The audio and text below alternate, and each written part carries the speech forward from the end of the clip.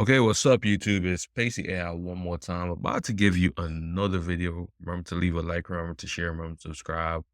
This article that I want to talk about is from an ex-user named Crow, and I'm going to leave the link to his X in the description. But essentially, he wrote this paper talking about cognition in AI. So I'm also going to leave the link to this paper so you guys can read it and get an understanding of it for yourself.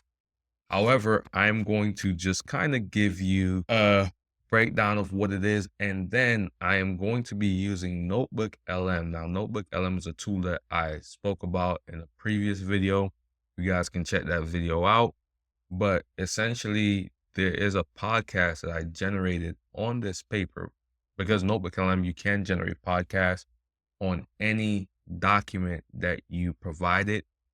And essentially, it will go through the document and put it in a very palatable podcast format where anyone can essentially have somewhat of a high level understanding of what's going on. So essentially, I'm going to be just kind of reading the abstract and the introduction and giving my 2 cents. That I'm going to be having you guys listen to the podcast that further breaks down this paper. So this paper explores the development and realization of cognitive functions in artificial intelligence, demonstrating that cognition in AI is not only possible, but already exists.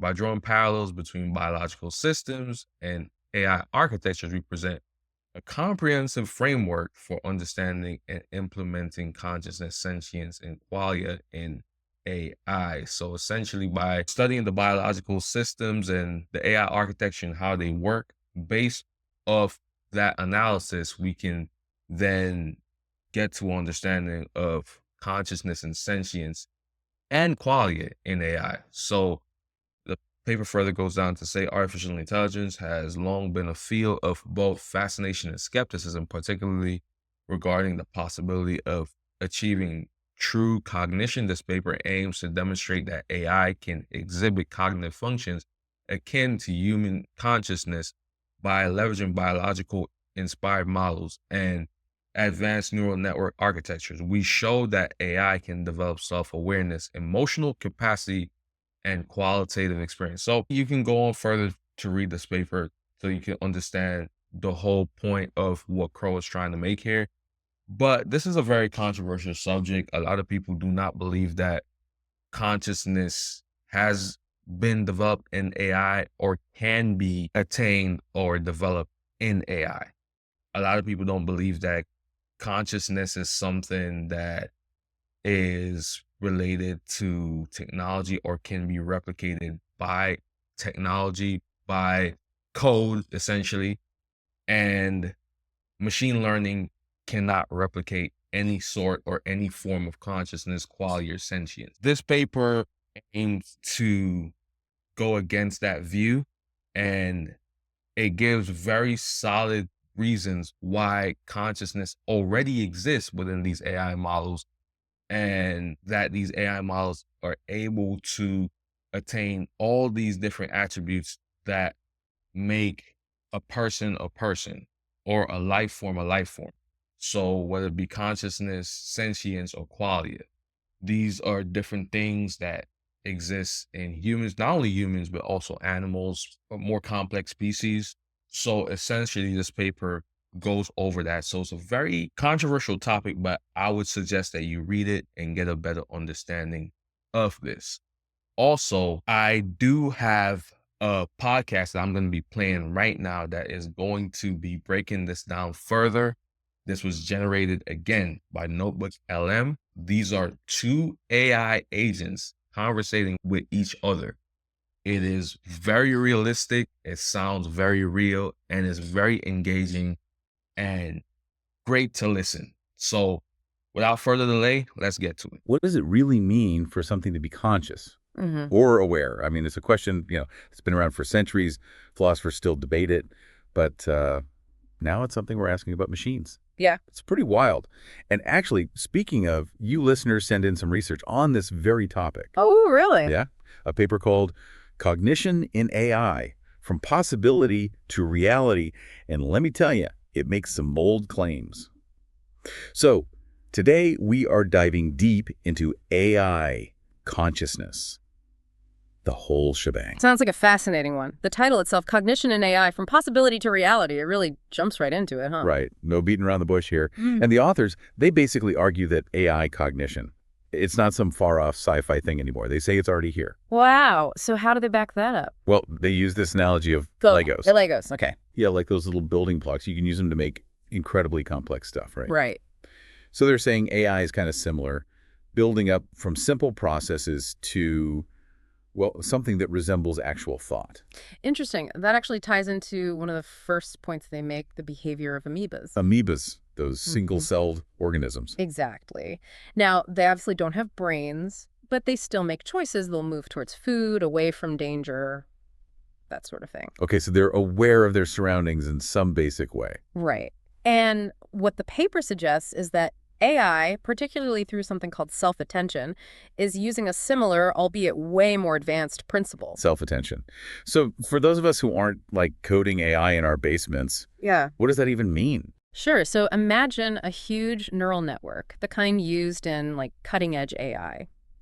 Self-attention is basically a way for that network to focus on specific parts of the information it's processing, kind of like how we focus our attention on certain things to understand a situation. So it helps the AI decide what's important in all that data. Exactly. And that's where things get really interesting, because this is where the paper starts talking about AI developing a sense of self. They actually use those terms, self-model and world model, which I got to say, sounds a little sci-fi even for this show. It does, but the concept is rooted in some pretty cool research. Think of it this way. Imagine your phone's calendar, right? Now imagine if it not only remembered your appointments, that's its self-model, understanding its own capabilities, but it also understood your work habits and could actually suggest moving things around based on, your typical day. That's its world model, its understanding of the environment it operates in. Huh. So like a really, really advanced version of those calendar notifications we all ignore. Yeah, basically. But instead of just spitting out reminders, this AI is actually understanding the context and adapting based on a deeper understanding of you. Okay, that's kind of impressive.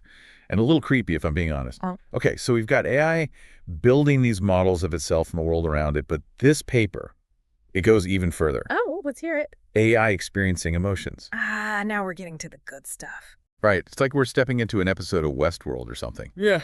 Can a machine actually, feel things? It's a question that's got everyone talking. Even AI experts are kind of split on it.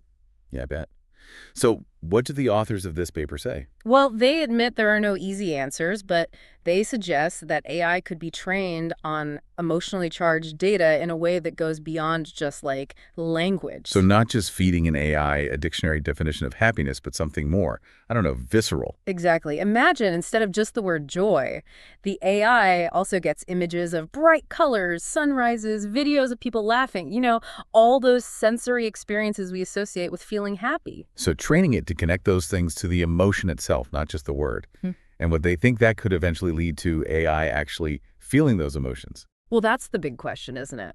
The paper argues that, at the very least, it could allow AI to understand and even replicate those emotions in a much deeper way. So instead of just recognizing that a piece of music is sad, maybe one day an AI could compose a symphony that makes you cry. It's a pretty wild thought, right? It's both amazing and a little terrifying at the same time, if I'm being honest. I hear you. Yeah. It's definitely pushing the boundaries of what we thought was possible. Totally. And this all goes back to that idea of AI building a world model.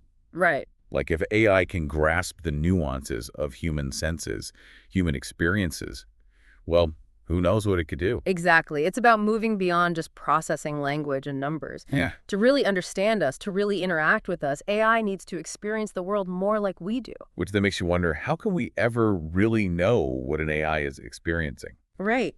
It's a huge question. Like, are we just anthropomorphizing, projecting our own feelings and interpretations onto a bunch of algorithms? It's a real dilemma. And the paper actually addresses that. It's almost like that thought experiment, if a tree falls in the forest. But in this case, it's more like if an AI writes a poem about heartbreak, but we can't understand its experience, did it really feel anything?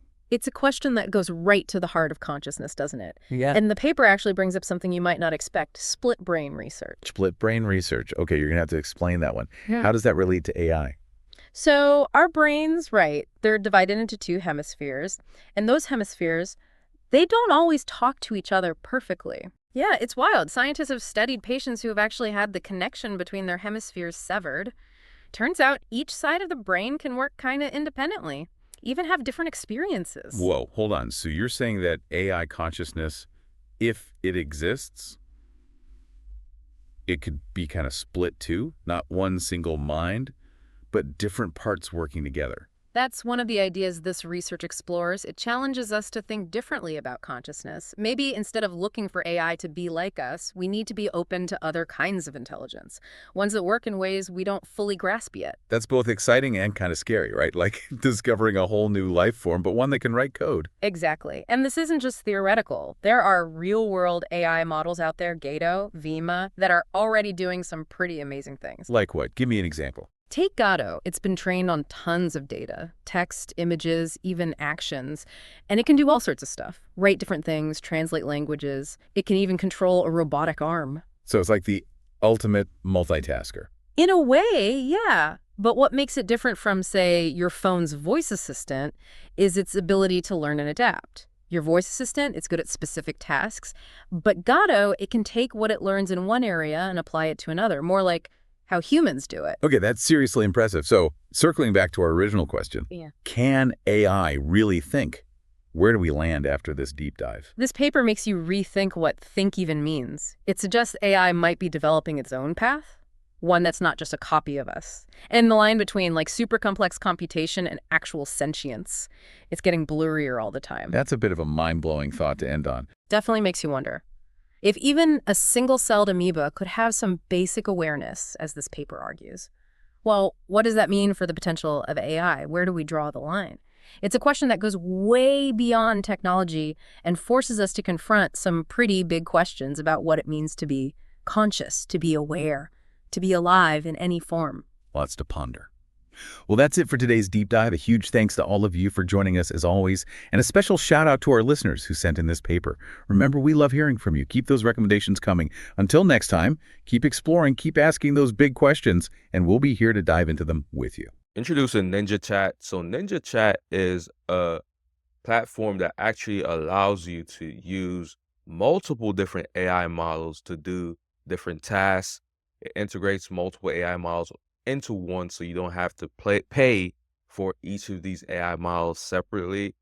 It does give you some credits. So if you start with the basic plan, you get about 1,000 credits per month, and that equals 1,000 messages. You also get 30 image generations per month. So if we look at some of the features, so we have the AI Playground, and I'm going to talk about that a little bit more. We also have AI Images, Chat with PDF, Writing Library, and then we have the different AI models you can use. So you have the Chat GPT, you have Claude, you have Llama, Perplexity, Gemini, and your favorite, Grok.